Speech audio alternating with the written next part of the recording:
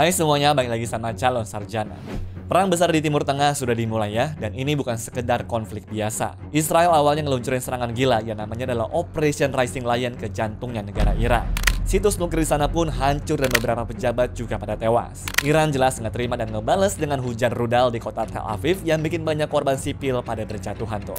Nah, tapi yang bikin dunia tegang adalah skenario terburuk yang bisa terjadi nih teman-teman kalau perang ini masih terus-terusan berlanjut. Namun, apa sih kira-kira yang bakal terjadi? Hai, gua Andre dari calon sarjana dan inilah guys, hal terburuk dan juga prediksi mengerikan jika perang Iran-Israel ini terus berlanjut.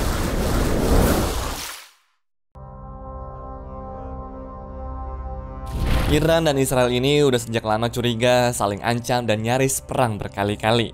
Tapi kenapa sekarang Juni 2025, Israel tuh akhirnya ngeluncurin serangan besar-besaran ke jantungnya Iran? Ya sebenarnya ada dua alasan utamanya ya teman-teman. Dimana yang pertama adalah mencegah Iran untuk punya senjata nuklir. Tahun 2025, dunia tuh tiba-tiba heboh dimana Badan Nuklir Dunia alias IAEA ngumumin nih guys kalau Iran sudah punya lebih dari 400 kg uranium yang diperkaya sampai 60%. Ini dianggap bahaya banget ya, karena kalau sampai prosesnya itu nyentuh 90%, berarti Iran sudah bisa bikin bom nuklir. Itulah yang sebenarnya jadi pertanyaan selama ini. Rezim Mullah Iran berulang kali menegaskan kalau program nuklirnya itu semata-mata bersifat sipil. Bahkan mayoritas pakar dan juga badan intelijen barat pun sepakat bahwa sampai dengan saat ini, Iran memang belum bikin senjata nuklir. Cuma kalau emang untuk kebutuhan sipil, tingkat pengayaan hingga titik 60% ini guys sudah jauh melebihi kebutuhan energi sipil. Bahkan kalau prosesnya terus dilakukan, sudah sangat mendekati level senjata atom tuh teman-teman. Masalahnya, cadangan uranium sebanyak 400 kg itu diperkirakan bakalan cukup untuk bikin kurang lebih 10 bom nuklir. Nah jelas, buat Israel ini udah masuk ke dalam level yang bahaya maksimal. Menurut mereka, saat Iran punya nuklir ya itu sudah jadi sebuah garis merah yang tidak boleh dilewati. Selama ini Israel tuh punya keunggulan militer di kawasan Timur Tengah, tapi kalau Iran juga sampai punya, Israel mungkin akan kalah kekuatannya. Makanya mereka tuh nggak mau tunggu lebih lama teman-teman, dan akhirnya diseranglah sekarang sebelum Iran keburu menjadi negara nuklir. Bahkan di bulan Februari 2025, Perdana Menteri Israel yaitu Benjamin Netanyahu sempat terbang tuh ke Washington dan juga duduk bareng sama Presiden Amerika Serikat.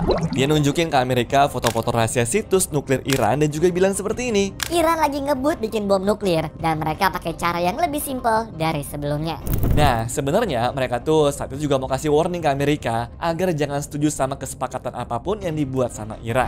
Soalnya, kejadian serupa kayak begini yang pernah terjadi di eranya Presiden Obama. Makanya, dengan Operation Rising Lion kemarin, Israel tuh berusaha teman-teman untuk menyerang beberapa lokasi reaktor nuklir Iran supaya mereka tidak berhasil bikin senjata nuklir ya.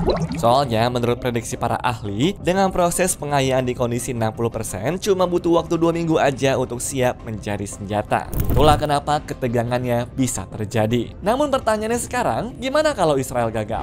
Nah, kalau Israel gagal ngancurin program nuklir Iran, tentu ada resiko kalau Iran tuh akan mempercepat upaya memperoleh senjata nuklir. Dan kalau sampai Iran aja berhasil bikin, ini mungkin akan memicu perlombaan senjata nuklir di Timur Tengah ya. Negara-negara lain seperti Arab Saudi juga pasti nggak mau kalah deh untuk menyimbangkan kekuatan negaranya. Nah, jika itu semua sampai terjadi, ya bisa dipastikan kalau Israel nggak akan bisa berbuat banyak. Tapi, apakah Amerika di lain sisi bakalan ikut campur? Belakangan kalau kita baca-baca berita, salah satu yang paling menarik adalah nunggu kabar Amerika ya. Mereka tuh kemarin habis lepas tangan kan dan juga bilang kalau cuma Israel lah yang terlibat dalam serangan ke Iran. Soalnya kalau sampai Amerika beneran ikutan turun tangan, ini bisa jadi bukan perang antar dua negara doang, tapi bisa menjadi pemicu perang dunia ketiga yang mungkin menyeret seluruh Timur Tengah dan juga dunia. Bahkan presiden kita yaitu Pak Prabowo juga ngomong hal yang sama. Yang bisa memicu perang dunia ketiga. Ini tidak main-main, benar-benar. Saya pelajari tiap malam, saya lihat, wah, this is very dangerous time. Very dangerous time. Amerika siap mau nyerang Iran, Rusia mengatakan jangan nyerang Iran. Kalau nyerang Iran, berhadapan dengan saya, Rusia. What does it mean? Masalah Iran nanti perang dunia ketiga. Dan kalau sampai Amerika ikut-ikutan nyerang, feeling gue sih Rusia juga nggak akan ragu-ragu buat bantuin Iran ya. Soalnya ada lebih dari 200 karyawan Rusia yang kerja di pembangkit listrik tenaga nuklir booster di Iran Selatan sana. Ya Putin nggak ngomong secara langsung sih, dan dia juga berusaha buat menjadi penengah di konflik Iran-Israel ini. Cuma kalau sampai ada pemicunya, bukan hal yang nggak mungkin teman-teman, dia juga akan ikut turun tangan. Tapi coba deh kita balik lagi ke masalah Amerika ini. Trump sendiri ngasih kabar yang abu-abu banget nih, dimana dia bilang dia mungkin nyerang, tapi mungkin juga enggak. You don't know that I'm going to even do it. You don't know. I may do it. I may not do it. I mean, nobody knows what I'm going to do. I can tell you this. Dia nggak bisa ngomong ke publik tentang masalah ini. Cuma Presiden Donald Trump sudah ngomong tuh teman-teman, keputusan final akan diambil dalam waktu 2 minggu dan fokus utamanya adalah Iran tidak boleh punya senjata nuklir. Ambigu dan bikin bingung kan? Tapi bisa dipastikan nih guys, kalau mereka sudah dalam keadaan yang sangat siap ya. Ya bayangin aja guys, soalnya Amerika tuh sudah ngerahin 2 kapal induk super gede, yaitu USS Theodore Roosevelt dan juga USS Nimitz untuk dikirim ke Timur Tengah sana. Kedua kapal induk ini ngebawa lebih dari 4.000 tentara dan juga pesawat tempur sebagai bentuk antisipasi. Kali ini mereka tuh bener-bener siapin semua risiko deh, termasuk evakuasi warga Amerika dan juga serangan balasan kalau pasukan mereka yang menjadi targetnya. Nah, posisi-posisi kapal perang ini juga bisa dibilang sangat strategis untuk serangan cepat ke Iran. Apa artinya? Kalau Iran nyenggol sedikit aja warga atau pangkalan Amerika, serangan balasan bisa langsung kejadian teman-teman. Ibaratnya mereka tuh tinggal tunggu aba-aba saja. Ya gue berharap sih Amerika nggak ikut-ikutan ya guys, soalnya bisa berakhir buruk banget nih sebenarnya. Tapi pertanyaan mungkin begini, gimana kalau 2 minggu ke depan Amerika beneran ikut perang? Perang ini bisa meledak sih jadi 3 tahap besar. Pertama, serangan gabungan antara Amerika Israel ke Iran nih menurut gue. Mereka bisa bareng-barang nyerang fasilitas nuklir Iran pakai pesawat-pesawat canggih, rudal dan juga pasukan khusus. Israel di sini juga sangat diuntungkan teman-teman, karena mereka berarti dapat tambahan pasokan militer dan juga pasokan senjata dong. Dan jangan kalian pikir ini bakal jadi serangan biasa ya. Saat kedua negara ini bergabung, serangan yang dirancang bukan cuma untuk bikin kotanya hancur, tapi Iran bakal lumpuh total guys. Nah, kalau udah pecah kayak begini, tentu Iran kemungkinan bakalan bales dong. Amerika juga otomatis dianggap musuh nih, sehingga kemungkinan pangkalan militer Amerika yang ada di Irak, Suriah, atau bahkan kapal induk Amerika di sekitaran sana pasti bakal jadi sasarannya juga. Perang darat, perang laut, sama perang udara bakal kebuka semua deh, dan menurut gue juga nggak akan ada lagi tempat aman. Ya kalau sampai ini terjadi teman-teman, dampaknya nggak main-main ya. Seluruh dunia ngerasain deh kata gue. Jadi Iran tuh bisa aja nutup Selat Hormuz yang menjadi jalur utama minyak dunia. Kalau begini udah pasti bakalan bikin harga minyak meledak dong. Terus negara-negara kaya minyak macam Arab dan juga UAE juga bahkan bisa ikut perang tuh teman-teman untuk ngelindungin kilang mereka. Satu dunia kan ujung-ujungnya kena imbasnya. Energi mengalami krisis, ekonomi terguncang, dan bisa jadi ini adalah awal perang yang lebih besar. Sehingga skenario terburuk ini bukan cuma teori teman-teman. Kalau aja satu langkah yang diambil ini salah, selesailah udah. Masalahnya yang serem, potongan-potongan puzzle-nya ini tuh sudah mulai tersusun teman-teman. Ya, kapal induk udah siaga, jet tempur sudah standby, dan para pemimpin dunia juga tinggal pencet tombolnya. Sekarang tinggal nunggu aja deh, jalur diplomasikah yang diambil atau malah jalur kiamat nih kira-kira.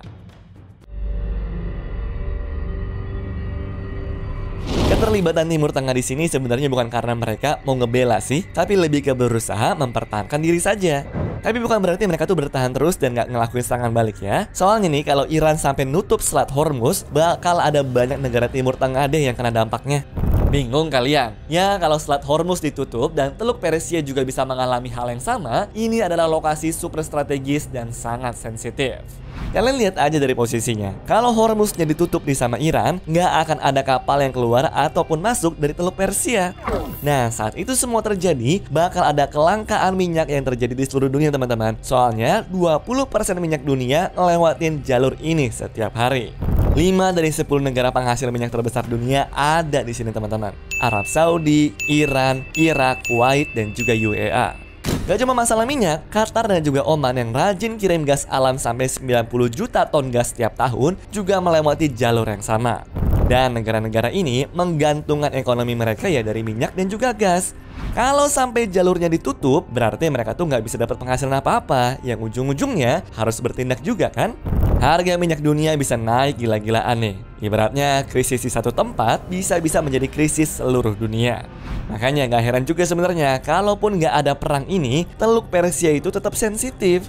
Iya, ini tuh bisa menjadi arena adu pengaruh antara Iran dan juga negara-negara Arab. Bahkan mereka tuh nggak selalu akur loh. Dan itulah teman-teman yang gua maksud sensitif tadi.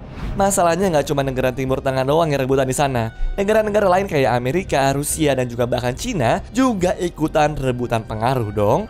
Makanya satu percikan kecil aja bakal banyak banget negara yang bisa ikut campur dan menjadi konflik yang begitu besar. Terus kalau itu sampai terjadi, ya bukan hal yang nggak mungkin teman-teman kalau ekonomi dunia bisa ikut kolaps. Terus kalau kita berandai-andai nih ya, kalau misalkan Iran kehilangan kekuasaan, ini juga bakal jadi konflik yang besar teman-teman, karena akan ada kekosongan kekuasaan di jalur strategis ini. Negara-negara tetangga seperti Oman, Arab Saudi, dan juga UAE, serta kekuatan besar seperti Amerika Serikat, kemungkinan akan berusaha mengamankan jalur ini demi kelancaran perdagangan minyak dan juga gas dunia. Dan ini bisa menjadi masalah buat semua negara. Ya bukannya selesai perangnya, tapi malah adu kekuatan buat ngamanin daerah ini.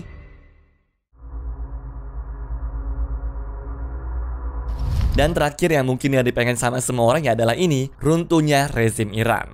Soalnya dengan kekuatan segitu besarnya, yang namanya kemungkinan tetap bakal ada ya pastinya. Ini bakal jadi masalah baru juga. Kekosongan kekuasaan di Iran bisa nimbulin efek domino yang sangat berbahaya. Mungkin mirip lah sama yang terjadi di Irak pasca 2003 dan juga Libya pasca 2011 nih. Ya, kekacauan internal teman-teman. Perang saudara mungkin banget terjadi karena Iran adalah negara multi etnis dan juga multi sekte juga. Atau yang lebih parahnya, kekosongan kekuasaan di sini bisa dimanfaatin juga sama kelompok-kelompok ekstremis untuk memperluas pengaruhnya tuh teman-teman. Terus kemungkinan paling parahnya adalah fasilitas militer ataupun bahkan nuklir yang pengawasannya lemah bisa jatuh ke kelompok-kelompok tersebut.